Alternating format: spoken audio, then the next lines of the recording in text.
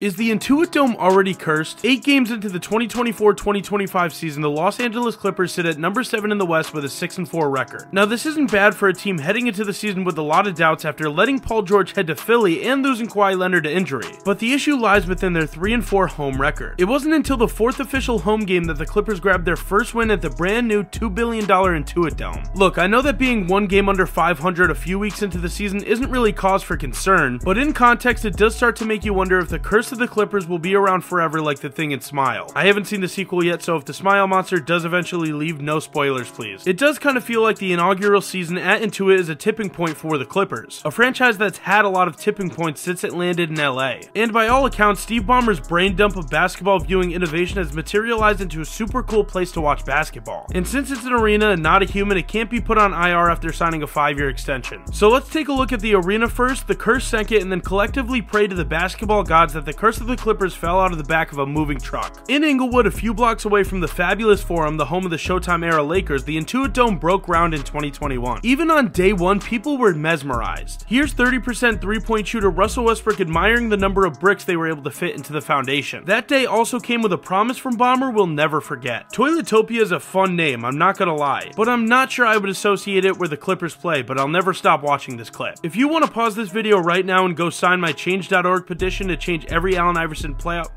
Toilets! 1,160 toilets and urinals! Beyond the touchless urinal nirvana, the opening of the Intuit Dome was preceded with a lot of praise, hope, excitement, and optimism from a lot of people. Ballmer boasted, "You all fans and players together deserve the ultimate home court." And he also said, "We want the comfort and convenience of home, but the energy, excitement, and enthusiasm of being able to smell the leather on the ball." That sounds cool because the closest I can come to that at my own home. When announcing that the 2026 NBA All-Star Game would be coming to Inglewood, NBA Commish Adam Silver said, "Intuit Dome promises to present a unique and innovative live basketball experience, which will be an extraordinary venue for the NBA All-Star Game in 2026. Thanks again to Steve Ballmer, Gillian Zucker, and the Clippers organization for their commitment to delivering a world-class showcase of the very best of our sport." The cool thing about comments like this is that it's not a lip service or a cash grab from tax funds. Supersonics. Ballmer and his cohorts really have to put a lot of thought and good vibes into the Dome. While it's now the third most expensive sports family in the country, the $2 billion it took to build it was all from private funds. Plus, Ballmer pledged to deliver $100 million in community benefits to the local area. His pledge includes $75 million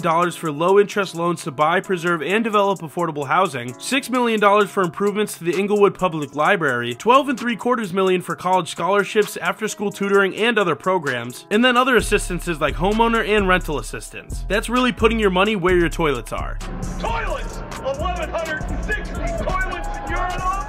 When it comes to the actual functionality of the arena for your basketball viewing pleasure, the Intuit Dome has done more than delivered on Ballmer's promise. The Intuit Dome sits 18,000 people, or just over 16 people per toilet. Designed by the development company AECOM, the Dome is made for basketball fans and players alike. The building itself covers 1.1 million square feet, which I didn't even think was possible. All 1.1 million of that was designed exclusively for basketball games and concerts. It has a very distinguishable and kind of a weird oblong shape. This very purposeful and not just a designer swerve, enabling it to hold not only the court and seating, but the team's administrative offices plus the Clippers practice and training facilities. The shape also enables the Dome to incorporate infrastructure that allows its footprint to be completely carbon neutral. It's got solar panels on the roof that power the entire facility. It's got enough on-site energy to power an entire basketball game or concert without generating any outside greenhouse gas emissions. So basically, it's built to offset any carbon emissions or franchise curses. The seating is pretty next level too, with 8 very distinct levels of seating. Each is designed to get all 18,000 fans up to 45 feet closer to the court than in any other arena. That puts you 45 feet closer to t-shirt cannons, sweaty towels, and a much better chance to see what's really inside James Harden's beard. For those not close enough to catch the inner workings of the beard, there's a double-sided 38,000 plus square foot video board that also has a 4K resolution display. It's got built-in real-time responsive player 360 stats, a coach's corner with advanced stats, and this thing even has t-shirt cannons. The video board has its own built-in t-shirt cannons. That's absolutely insane. The big attention-grabbing piece of the Intuit Dome is the wall. Loosely modeled after the German football team Borussia Dortmund Stadium's yellow wall, the Intuit Dome's wall is made up of 51 consecutive rows. No suites, just rows and rows and rows of Clipper fans as far as the average 6-foot, 6-inch visiting eye can see. The official wall code states, "No opposing team's fans." This section is for Clippers fans only. If you choose to be a part of the wall, you and your guests can't cheer for the opposing team, or wear any gear that supports another NBA team. If your ticket is transferable, as the original ticket holder, you will need to ensure your guests understand and abide by the wall rules. Break these rules and you'll lose access to this section. In addition to that, you gotta check out the view visiting teams see when they walk up to the wall. To fully understand what the wall is like, you have to check out the visiting team's scene when they walk up to the free throw line. Yeah, KD ended up missing 2 clutch free throws because of the wall. The fans who got season tickets in the first 13 rows were actually vetted by the team beforehand to make sure they were actually diehard fans. These fans are expected to stand, and you can't get wall tickets on StubHub, Game Time, or any secondhand resale market. It's the closest an NBA team has gotten to recreating the college basketball atmosphere, and it's definitely going to make guys miss free throws. The wall kind of feels like Bomber and the Clippers trying to reverse engineer the curse of the Clippers and throw it back on the rest of the league. Will it work? Well, let's backtrack and see what it's really up against. Look, the Clippers usually suck. They've sucked for a while, and honestly, basically their entire existence. Being bad isn't necessarily a curse. There are 10 active teams in the NBA that have never won a championship. But the way the Clippers have gone about sucking is kind of a work of art. So with context, you can kind of see why someone would think it's more than just sucking. The franchise started in Buffalo, which is already not a great sign. The Braves, as they were known, tipped off during the 1970-71 along with 2 other expansion franchises, the Blazers and the Cavs, both of which have championship banners hanging in their rafters, by the way. As the Buffalo Braves, the franchise wasn't a total disaster. They made the playoffs a few times under one of the goats of coaching, Dr. Jack Ramsey, and even brought home an MVP with star center Bob McAdoo. But due to scheduling issues at the Buffalo Memorial Auditorium, they could barely even schedule home games. So the owner, Paul Snyder of Freezer Queen fame, sold the team away. And as soon as the team was traded away, the new owner immediately gutted the roster, traded all their good players, and then he drove attendance down to the point where they could break their lease and then bail. Then he just traded the team for the Celtics. You could do that back then. Eventually, the team would become the San Diego Clippers, and from there, their history would be cemented. They got another good player that wasn't Bob McAdoo, and it was actually World B. Free, who finished second in the league in scoring during the 78-79 season, their first in Cali. The next year, they would go on to sign Bill Walton, which wasn't the greatest move. Walton would miss 68 games in his first season with the Clippers, and he would never be able to recreate his dominance that led to an MVP. Then eventually, the team was sold again to a developer from Los Angeles for $12.5 million,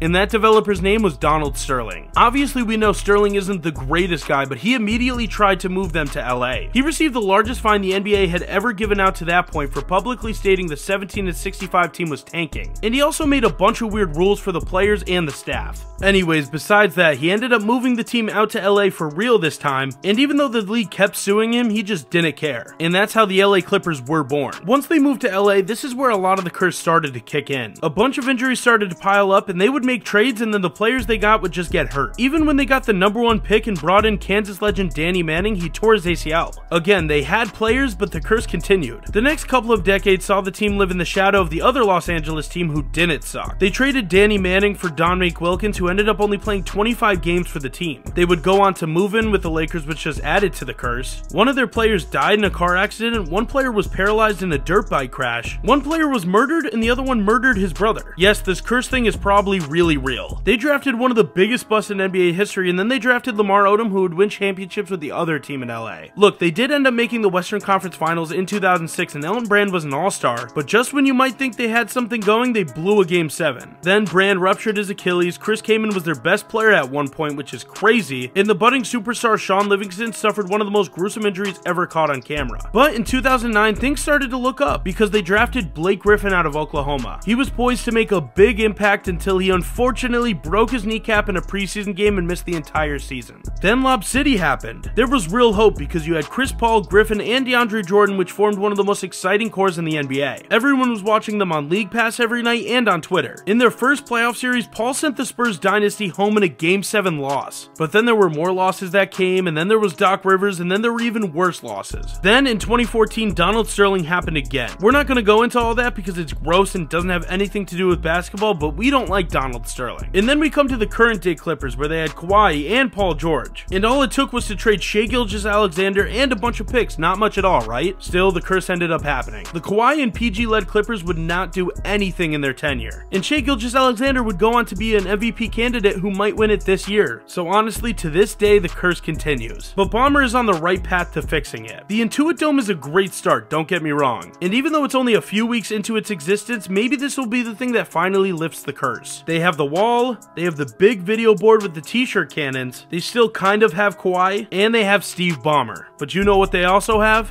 Toilets! 1,100